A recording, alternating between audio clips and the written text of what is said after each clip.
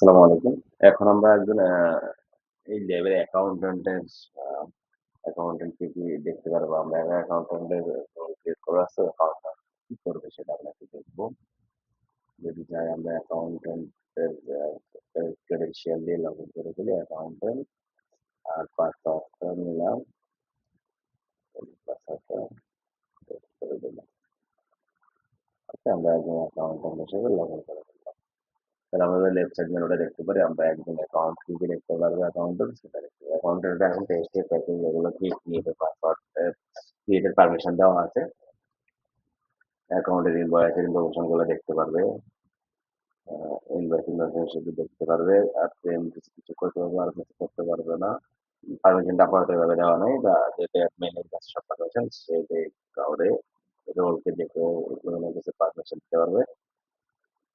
Category গুলো accountant দেখতে পারবে।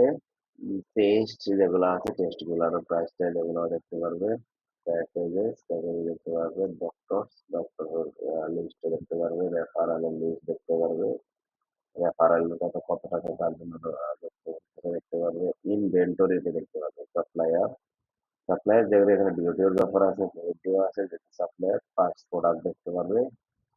কি প্রোডাক্ট আছে সেটা অ্যাকাউন্টের মেইন জায়গাটা এখানে। তারপর হলো পারচেস পার্সেসের অংশটা পছন্দ করে মেইন জায়গা হলো অ্যাকাউন্টিং অ্যাকাউন্টেন্টের যে পার্টটা অ্যাকাউন্টিং এবং রিপোর্ট ইউজার লিস্ট এখানে দেখতে পারবে অ্যাকাউন্টেন্ট আর হলো আমরা যদি এখন যাই অ্যাকাউন্টের এখানে পেমেন্ট মেথড কি কি আছে অ্যাকাউন্টিং এর ক্ষেত্রে পেমেন্ট মেথড এখানে বিকাশ ক্যাশ এগুলো অ্যাড করার সুযোগ আছে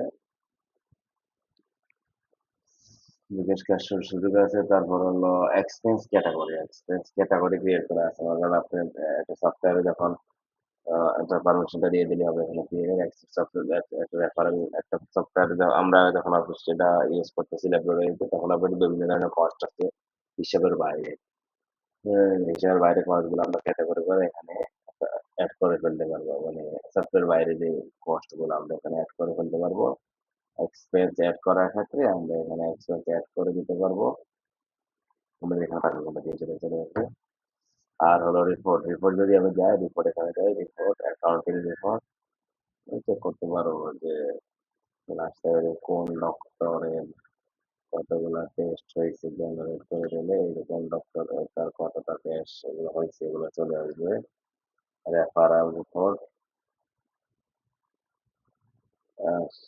দিনে কে কতটা রেফার করছে ঠিক আছে তারপর হলো সাপ্লায়ার রিপোর্ট হলো সাপ্লাই যেতে নাই এখানে সাপ্লাই কোন রাস্তাটা কাছে কি নেওয়া হয়েছে পার্সেস রিপোর্ট দেখতে পাবেন ইনভেন্টরি কতটা আছে যেমন ইনভেন্টরিটা আজকে দেখি নাই গতকালকে লাস্ট 7 দিনের ইনভেন্টরি রিপোর্টটা দেখি ইনভেন্টরি কোনো পারচেস হয় নাই অ্যাডজাস্টমেন্ট হয় নাই ট্রান্সফার হয় নাই কনজাম্পশন হচ্ছে যে একটা মেইল রয়েছে একটা সিবিসি কিট কনজাম্পশন হচ্ছে ঠিক আছে